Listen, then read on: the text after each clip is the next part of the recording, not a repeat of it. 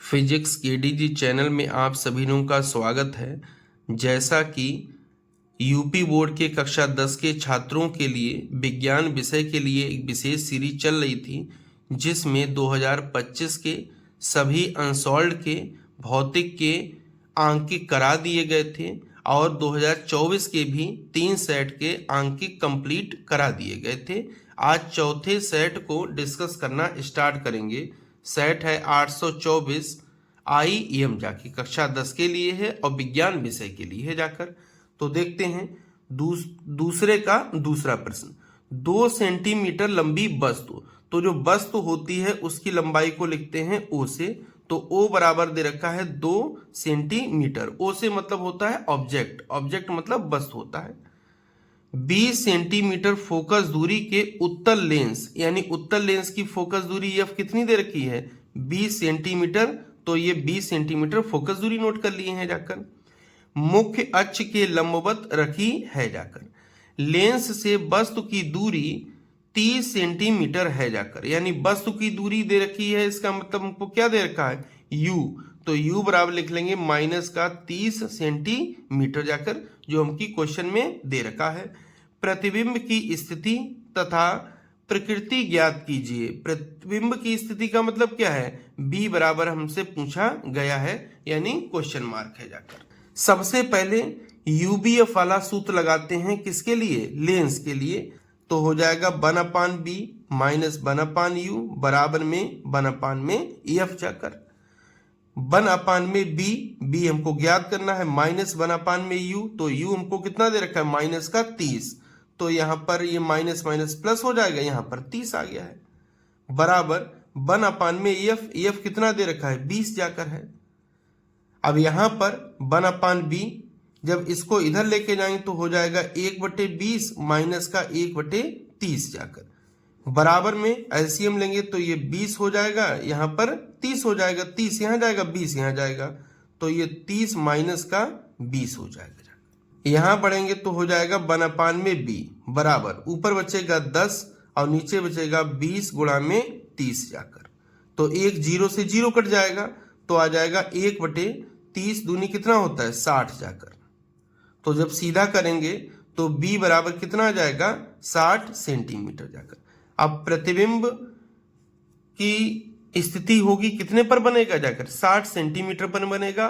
Plus चिन्ह आया है तो दाईं ओर प्रतिबिंब बनेगा जाकर, ये हो गया जाकर। अब हमको इसकी प्रकृति ज्ञात करनी है कि ये आभासी होगा या वास्तविक होगा। अब आभासी वास्तविक तब पता लगेगा जाकर आवर्धन ज्ञात करेंगे जाकर। और ये भी हमको बताना है कि प्रतिबिंब की लंबाई कितनी होगी जाकर, तो ये भी देखते हैं जाके। देखिए, तो लेंस के लिए जो आवर्धन क्षमता का सूत्र होता है वो M बराबर होता है B/में U जाकर। और इसमें जो भी मान रखेंगे वो हम किसके साथ रखेंगे, चिन्ह के साथ में रखेंगे। और बराबरी इसके होता है I/में O जाकर। I होता है इमेज यानी प्रतिबिंब की लंबाई, O होता है ऑब्जेक्ट यानी वस्तु की लंबाई, B होता है प्रतिबिंब की दूरी, U होता है वस्तु की दूरी। तो देखते हैं B बराबर कितना आया है 60 यहाँ रख दिए हैं। U कितना है माइनस का 30, तो माइनस का 30 रख दिए हैं, बराबर I ऐसे रहने दिए हैं, O दिया है 2 जाकर है। तो देखिए ये 15 से यहाँ 30,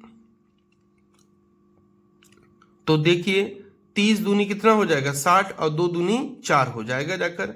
तो I बराबर आ जाएगा माइनस का 4 सेंटीमीटर जाकर। माइनस आया हुआ है जाकर, यानी ये प्रतिबिंब मुख्य अक्ष के नीचे बन रहा होगा।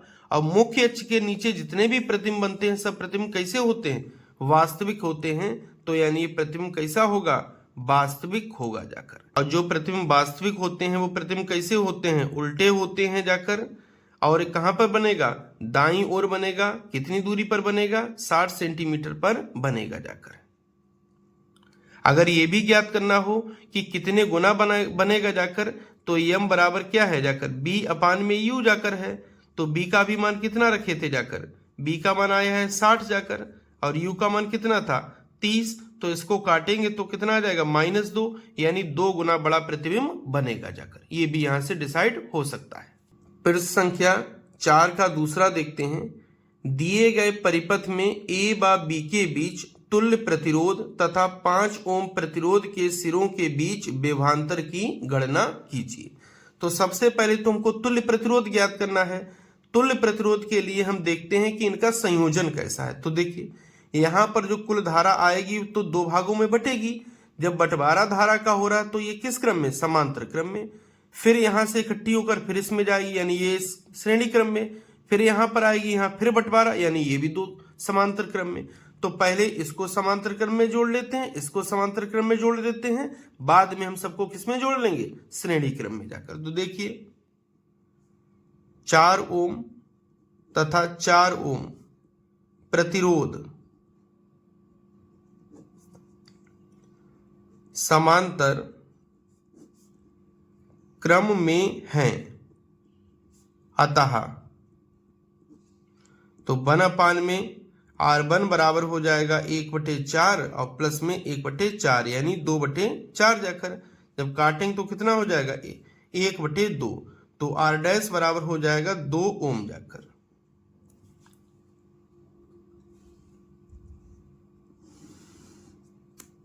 अब आते हैं इस वाले पर, ये भी 10 ओम है, ये भी 10 ओम है। तो आएंगे 10 ओम तथा 10 ओम, ये किस क्रम में है, समांतर क्रम में है, समांतर क्रम में है। तो 1/R2 हो जाएगा 1/10 और प्लस में 1/10, यहाँ कितना हो जाएगा, 2/10 हो जाएगा जाके। जब काटेंगे तो कितना हो जाएगा, 1/5। सीधा करेंगे तो R2 बराबर हो जाएगा 5 ओम जाकर। अब ये वाला 2 ओम देखते हैं, ये 5 ओम और ये 5 ओम, ये तीनों किस क्रम में हो जाएंगे, श्रेणी क्रम में। तो यहां देखते हैं 2 ओम 5 ओम तथा 5 ओम श्रेणी क्रम में होंगे, श्रेणी क्रम में होंगे। अब श्रेणी क्रम में होंगे तो सूत्र क्या हो जाएगा, R बराबर R1 प्लस R2 प्लस में R3 जाकर है। तो यहां हो जाएगा 2 प्लस में 5 प्लस में 5 जाकर कितना हो जाएगा, 12 ओम जाकर। ये तो आ जाएगा तुल्य प्रतिरोध जाकर। अब हमको धारा भी ज्ञात करनी होगी, क्योंकि 5 ओम प्रतिरोध के सिरों पर विभवांतर भी ज्ञात करना है। तो विभवांतर भी बराबर होता है IR। तो R तो हमको पता है लेकिन I नहीं पता है, तो I भी ज्ञात करना पड़ेगा। तो देखते हैं पूरे परिपथ के लिए, पूरे परिपथ के लिए ओम के नियम से, ओम के नियम से, तो B बराबर क्या हो जाएगा, I इंटू में R। तो B हमको 6 वोल्ट की बैटरी दी है, तो I ऐसे ही रहेगा। R अभी कितना आया है, 12 आया है। जब इसको काटेंगे तो यहाँ 2 हो जाएगा, तो इधर जब भेजेंगे तो भाग में चला जाएगा। तो I बराबर कितना हो जाएगा, 1/2 या फिर 0.5 एम्पियर जाकर। ये I का मान हो गया। अब देखते हैं 5 ओम में 5 ओम प्रतिरोध के सिरों पर विभवांतर। तो इसमें धारा जो आई है जाकर वो पूरी धारा होगी। क्यों, क्योंकि ये श्रेणी क्रम में है। इसमें धारा जो होगी वो कुल धारा होगी। क्यों, क्योंकि ये श्रेणी क्रम में है जाकर। 5 ओम प्रतिरोध के सिरों के बीच